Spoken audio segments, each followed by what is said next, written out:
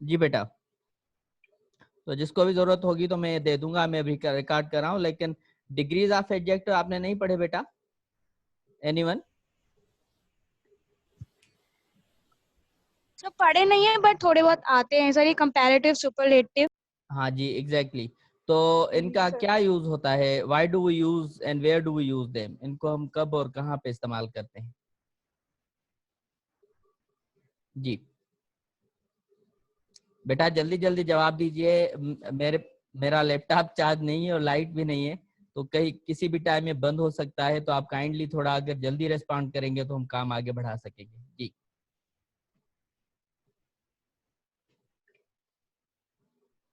जी बेटा, ये जो सिंपल एडजेक्टिव्स होते हैं और कंपैरेटिव एडजेक्टिव्स होते हैं और अपने सुपरलेटिव डिग्री होती है, ये डिग्रीज हम कहाँ पे इस्तेमाल करते हैं? Where do we use them? Sir जो मतलब जो कंपैरेटिव होती हैं वो टू थिंग्स थिंग्स को डिफरेंशिएट करती हैं, ओके गुड। और जो सुपरलेटिव होती है वो सेवरल थिंग्स को। अच्छा, अब सुपरलेटिव का एक यूज होता है कि जब आप सेंटेंस में इस्तेमाल करते हैं ना, तो आप एक एक एक्सप्रेशन होता है हमारे पास, उस एक्सप्रेशन में हम उसको खास तौर पे यूज करते हैं। और वो एक्सप्रेशन कैसे होता है कि हम कहते हैं ना कि मुझे जरा सा भी ख्याल नहीं था कि ऐसा कुछ होने वाला है, फॉर एग्जाम्पल। तो आप इस सूरत में आप सुपरलेटिव डिग्री को इस्तेमाल करते हैं कि I didn't have the faintest idea that this is going to happen, कि मुझे बिल्कुल भी ख्याल ही नहीं था कि ऐसा कुछ मेरे साथ होने वाला है। तो इस सूरत में हम ये जो सुपरलेटिव डिग्री है इसको करते हैं। और जाहिर है ऑफ कोर्स जब होती है मल्टीप्लिसिटी होती है किसी भी ऑब्जेक्ट्स की, कि बहुत ज़्यादा ऑब्जेक्ट्स हैं, उनको आप कैटेगराइज करना चाहते हैं, उनकी क्वालिटीज़ को, क्वांटिटीज़ को भी कभी कभी, लेकिन अगर आप उनकी क्वालिटी को कैटेगराइज करना चाहते हैं तो फिर कुछ उनको आप 3 दर्जों में रखते हैं, ठीक है। और इन दर्जात को हम बुनियादी तौर पे डिग्रीज ऑफ एडजेक्टिव कहते हैं। अच्छा, कभी कभी ऐसे भी होता है कि हम सुपरलेटिव से आगे भी कोई एक और एडवर्ब लगा के उसमें, और हम उसको ऐड कर देते हैं और वो एक सुपरलेटिव से भी आगे की एक वो डिग्री बन जाती है। लेकिन जो एडजेक्टिव है वो बहरहाल सुपरलेटिव ही रखता है, क्योंकि उसके साथ अगर हम मोर या मोस्ट कोई और चीज लगा दें तो वो फिर एडवर्ब बन जाता है, वो फिर एडजेक्टिव नहीं रहता, ठीक है। तो बुनियादी तौर पे हम ये चीज़ें थोड़ी थोड़ी सी डिस्कस करते जाएं। एडजेक्टिव्स आपने बता दिए, और उसके बाद हम आते हैं अपने अपने वर्ब पे। तो आपने टू बी का वर्ब पढ़ा है बेटा? To be is verb. जी, टू बी का वर्ब पढ़ा है आपने? नहीं? No sir. अच्छा, मैंने सर से पूछा था वर्ब का, तो सर ने कहा कि मैंने वर्ब कंप्लीट पढ़ाया हुआ है। चलें ठीक है। सेंटेंस में जब किसी टू डूज के वर्ब के अलावा कोई ऐसा वर्ब जो इज, एम, आर, वाज, वर, ठीक है, इस तरीके का कोई अगर वर्ब इस्तेमाल हो रहा हो जिसके साथ कोई टू डू का वर्ब ना हो या कोई ट्रांजिटिव वर्ब ना हो, तो उसको हम कहते हैं टू बीज वर्ब।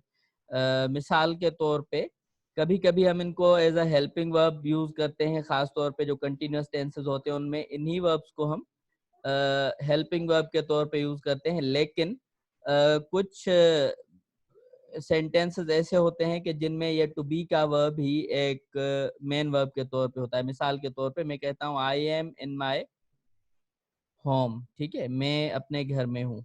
तो यहाँ पे आप देख रहे हैं कि एम के बाद कोई भी टू डू का वर्ब यूज नहीं हो रहा। तो इस सूरत में ये जितने भी वर्ब्स हैं इन सबको हम कहते हैं टू बीज वर्ब। टू बी मतलब होने का, या कहीं कहीं पे प्रेजेंट होने का, या कोई चीज होने का वर्ब। इसी तरह से बिल्कुल टू हैव के वर्ब भी होते हैं, और वो प्रेजेंट में भी होते हैं, पास्ट में भी होते हैं, फ्यूचर में भी होते हैं। जैसे कि ये देखें, टू हैव का एक वर्ब है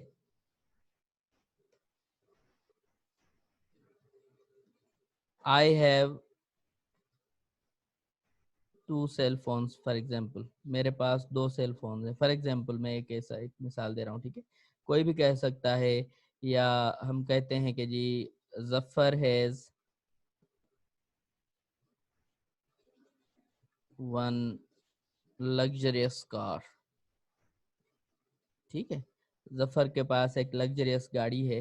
तो ये दोनों जब हम हैव या हैज इस्तेमाल करते हैं तो असल में ये वर्ब टू बी या टू हैव के इस्तेमाल हो रहे होते हैं। मिसाल टू बी के verb is, am, are, was, were, और हैज, हैव, हैड। ठीक है, आपको पता होगा कि जो हैज और हैव है, हम अगर सिंगुलर है, फर्स्ट पर्सन सिंगुलर है, आई, या फर्स्ट पर्सन प्लूरल है, आई, वी, यू, दे, तो उनके साथ हैव इस्तेमाल करते हैं। और अगर थर्ड पर्सन सिंगुलर है हमारे पास प्रोनाउन, प्रोनाउन आपने पढ़ा हुआ होगा, प्रोनाउन आपने पढ़ा है? Yes sir. जी बेटा, तो उसमें आपको पता होगा कि जो फर्स्ट पर्सन, सेकंड पर्सन और थर्ड पर्सन है, फर्स्ट पर्सन होता है जिसको हम कहते हैं ज़मीर मुतकल्लिम। ठीक है, और वो कौन सा होता है? आई, वी। ठीक, और सेकंड पर्सन होता है, सेकंड पर्सन होता है यू, और थर्ड पर्सन होता है ही, शी, इट। ओके, और उसका प्लूरल होता है दे। ठीक है, तो इनके साथ हम जब हैज और हैव का इस्तेमाल करते हैं तो ये जो फर्स्ट पर्सन सिंगुलर है आई, और first person plural we, second person singular and plural दोनों यू, और थर्ड पर्सन प्लूरल दे, इनके साथ हम हैव यूज करते हैं। और जहाँ जहाँ पे बाकी हम हैव यूज नहीं कर पाते तो वो है ही, शी, इट, और कोई भी सिंगुलर नेम, तो उनके साथ हम any how, at any caste has use करते हैं। ठीक है बेटा, तो ये बुनियादी चीजें हैं बेटा, जो आज के टेस्ट में, जो मैंने आज आपको एक सिंपल सा टेस्ट दिया है उसमें आप इसको देखेंगे। मैं थोड़ी सी देर के लिए, सर जी बेटा, जी बेटा, सर दोबारा रिपीट कीजिएगा, फर्स्ट पर्सन के साथ हैव, और बेटा एक बार प्लीज फर्स्ट पर्सन सिंगुलर है आई, फर्स्ट पर्सन प्लूरल है वी। ठीक है, सेकंड पर्सन सिंगुलर प्लूरल दोनों हैं यू, और थर्ड पर्सन प्लूरल है दे। इन सब के साथ आई, वी, यू, दे, इन सब के साथ हैव यूज होता है। और थर्ड पर्सन सिंगुलर जितने भी हैं, जैसे ही, शी, इट, और अगर नाउन है, कोई सिंगुलर नेम है, तो उसके साथ हम हैज इस्तेमाल करते हैं। ठीक है, यस सर। ओके बेटा, तो ये सिंपल सिंपल सी ये चीजें हैं। आज के जो मैंने सैंपल टेस्ट दिया है वो सर मुख्तियार को फॉरवर्ड कर दिया है। मेरा लैपटॉप बंद हो रहा है, किसी भी टाइम पे बंद हो जाएगा, तो मैं sir Mukhtiyar can you listen to me please? Sir Mukhtiar,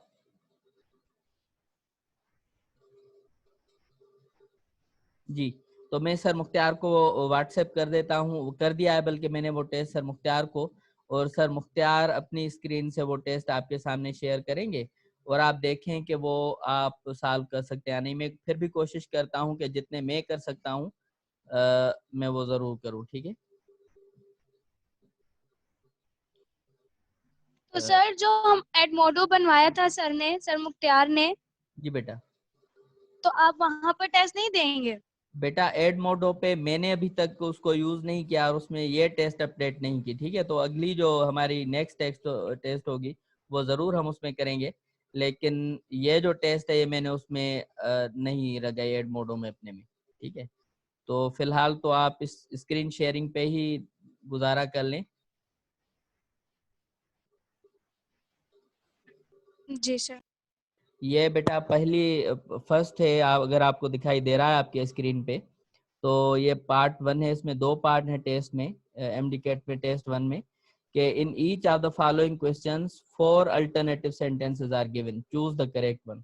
अब हर सीक्वेंस में जितने ये एक सेंटेंस है तो उसके 4 आपको अल्टरनेटिव्स दिए हुए हैं।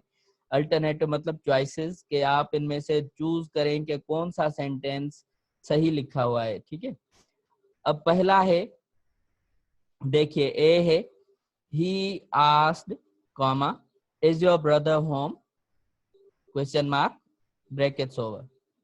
ठीक, अब उसमें कोई भी टेक्निकल इशू हो सकता है। आप देखें नीचे जो 3 ऑप्शन है उसमें कहीं पे कॉमा की मिस्टेक हो सकती है, हो सकता है कि इन्वर्टेड कॉमा सही इस्तेमाल ना हुए हों, हो सकता है कि कोई और इशू हो इससे रिलेवेंट, या कोई क्वेश्चन मार्क या कोई फुल स्टॉप सही इस्तेमाल ना हुआ हो।